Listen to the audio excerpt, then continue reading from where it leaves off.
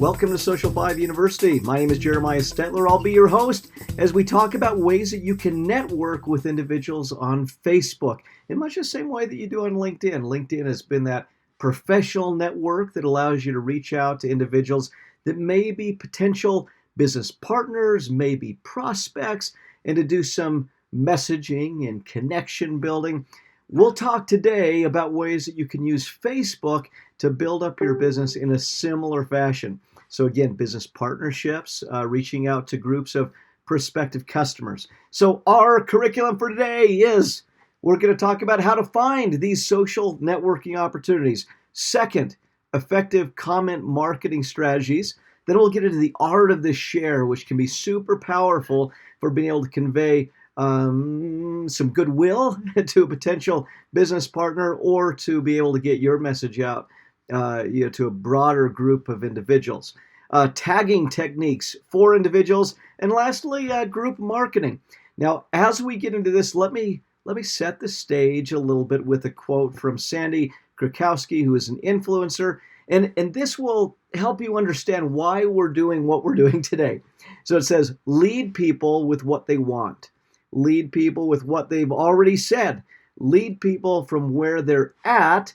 Lead them with the things that concern them. So, as we get into today, we'll talk about how to go out and find the people that could help build your business and lead them from where they are at, from where they are reading, where they're entertaining themselves, where they're connecting with support groups, or whatever it happens to be, how to take them from where they are today and lead them to your brand, where they can start to interact with you in a business way that allows you to develop a relationship that can help monetize your business more than what it is today. Okay, so first of all, let's talk about who is your audience. And this seems like a silly question, right? Who is your audience? But we need to think outside the box of who we're going after, of what are the individuals that you're trying to reach? What are they interested in? What are they interested in professionally, recreationally? What are some, for instance, okay, if I am looking for dentists, I would guess that some of them are part of the American Dental Association. I would guess that they may be participating in conferences related to dentistry. I would guess that there might be some brands that they may follow. They may rely on certain like business ethics consultants or healthcare consultants, or they might be interested in HIPAA compliance. There's a whole range of things that they may be interested in professionally. So think about some of those elements. What do they look like? Male, female? What is their age range? Are they 18 to 24 or 54 to 60? Where do they live at geographically in the United States or beyond? Where do they spend their time? Okay. What do they do for fun? So for instance, if I were a realtor in Salt Lake City, I know that there is a zoo, Hogle Zoo, that a lot of families love to go to. So I would know that they may spend their time, that the people I'm trying to reach who might be interested in buying a home may spend some time at Hogle Zoo or the Living Planet Aquarium or the Children's Museum. All of these things would be ones that I would consider when targeting. And what binds them together, okay?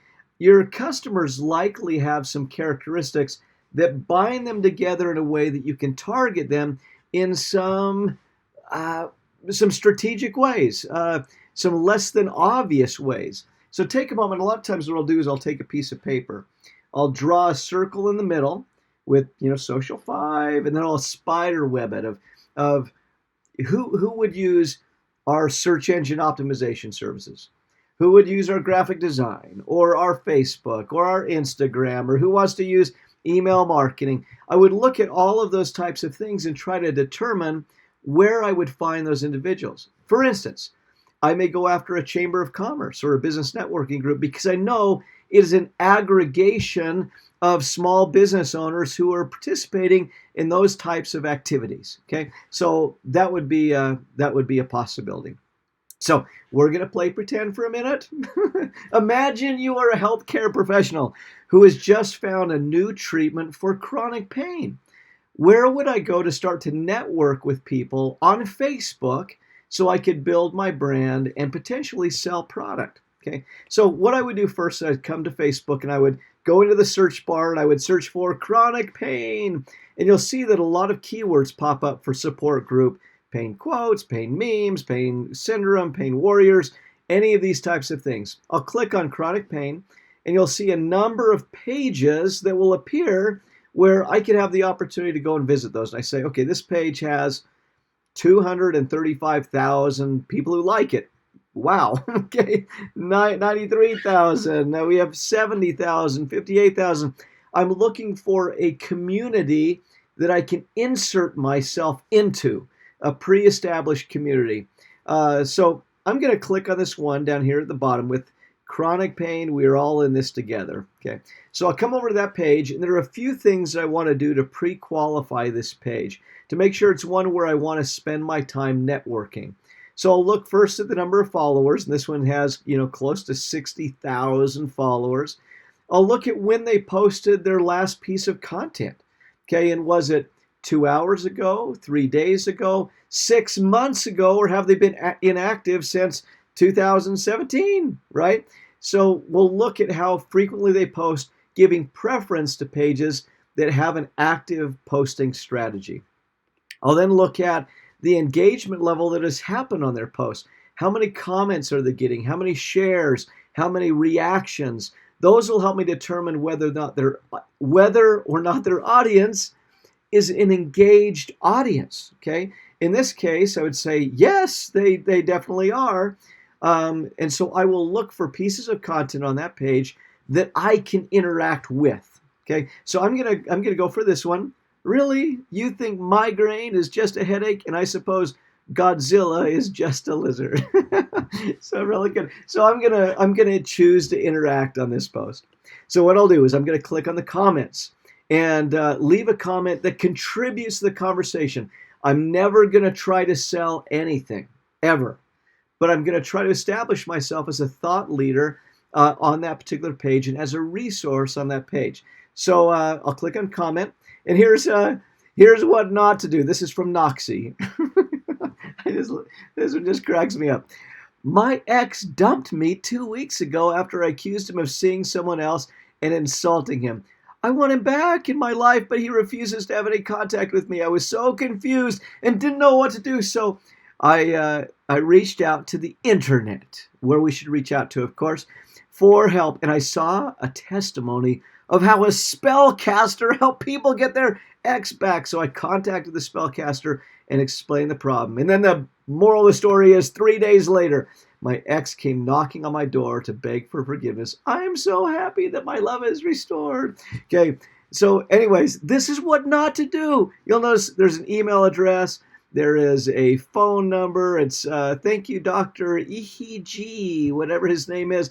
That he's a spellcaster. So anyways, but don't do this, okay? And if you choose to use your phone number and your email address or the name of your company or any of that stuff, please place a disclaimer that said, Jeremiah told me not to do this. Okay, but here's how you do respond, okay? So this is one I pulled off of another one I commented on the page. The truth is, some days I don't give it my best. I don't even give it my all. I can only manage to give it my some, and it's not even that great. But I'm still here, and I'm still trying, so that's got to count for something, right? Okay, so the way I would respond to this one, I came down and I said, it definitely counts. It's the trying that matters, even if we can only take a tiny step forward. Thanks for sharing. Strengthens me. Now, notice a few things here. I never mention my company. I never mentioned a product. I never put in an email address or a phone number. Instead, I contributed to the discussion. I expressed gratitude. I was genuine. I indicated that the post strengthens me. Okay, that's how you do it. Now, if somebody sees that and they're like, "Who is Social 5?" They can click and go over to my page and see who I am. Okay. It's this type of subtle marketing that takes place. And it happens all the time. It's out there and you don't even realize what's going on. The other thing that you want to do is you want to engage with people who are also commenting on the post. The goal is to create a human interaction or a human connection. You want to connect with people on that page. So I'm going to always hit like. I may reply and say to Kimberly, hang in there. It's going to be okay. Something like that to build those ties. Now, the next piece of that, so that's what we call comment marketing. And you can do that a lot to interact with people. I've found that I have built relationships with executives at other companies through this very strategy. We have an amazing, amazing SEO partner called SEO Works. And we engaged in this type of a strategy to build some positive connections as a company. All right, so the next one, the art of the share. Now, the share is the holy grail of Facebook marketing, because we want to have people share a post out on their pages so that we can now access their friends, their family on Facebook, right? But here's what you need to keep in mind. Successful social strategies begin with a give first mentality. Help others and they will help you. The share is a powerful positive tool. So what I do is I click share, and we always want to make sure to leave a comment in the share, above the share, about what that post means to us. Okay, so I put on here, this is the migraine post. Haha, had to share this post. For those who struggle with chronic pain, you understand this completely, right? Thank heavens we are seeing new developments in healthcare that can help alleviate suffering caused by chronic pain. Now, with this post, because I'm sharing it on my own business page, I can make it a little bit more salesy. Now notice, I'm calling this post salesy, but I'm really implying that there are new developments in healthcare, and I'm implying that my company can help, right? So you can do this, and then what happens is anytime a post is shared, the business from whom you shared it receives a notification, and it can create some goodwill. In fact, many times I'll find myself engaged in strategies with other companies where we will share each other's content. But a few things to keep in mind: be conversational, don't be salesy, be helpful, be good-humored, be genuine, okay? And you'll notice something in this post that I want to point out, because you probably read through this and you're like, wait a minute, Jeremiah made a typo in that post. Thanks heavens. I'm going to actually tell you a secret. That's actually on purpose. Okay. Sometimes I intentionally interject typos into a comment because I want it to feel real. I want people to feel like it came from a human being rather than from some professional social marketer that's sitting back there behind the scenes. I want it to feel genuine. So that's a sneaky little thing that I'll sometimes do. All right, so we've talked about comment marketing. We've talked about share marketing. Now we're going to jump into a new type of marketing. This is called tagging techniques, okay? Tagging techniques is how do you share a piece of content from your business page and give it a bigger boost, you might say, without having to pay for it. So this is a motivational quote that was posted to our Facebook page. Do something today that your future self will thank you for. Now, I shared it, then notice what I did. My future self will thank me for amazing friendships like Paul Lancaster, Taja Stetler, Chelsea Walker. And what I did to tags, I put the little @ sign and I started typing their name. And when I typed their name, it would pop up. I click on it and it would turn blue, just like this. So I do this a lot, okay? And what happens now is it will appear on those individuals' Facebook pages. I also do this when it comes to contesting. I'll get a whole bunch, not contesting. I'll be running a contest on my page.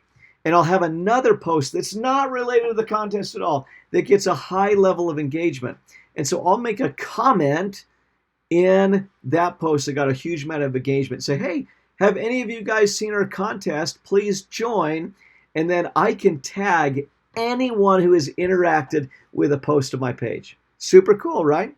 All right, lastly is group marketing.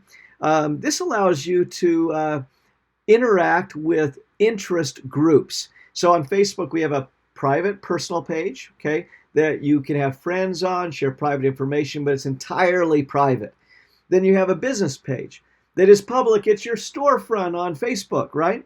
And then you have, you can do advertising and boosting, and you get analytics and all sorts of things, call to action buttons. Then you have a group that's designed for facilitating discussions among like-minded individuals. So what I'm going to look for is groups that match match prospects or target customers. Okay, so I search for chronic pain, and I see a bunch here. You see page, group. It's kind of like duck, goose, right? So sorry, and I amuse myself a little too much sometimes. But anyways, so this group has 784 members. This one has 3,500. This one has 2,300. So I'm going to look for a group that has a good community that resonates with me and my business.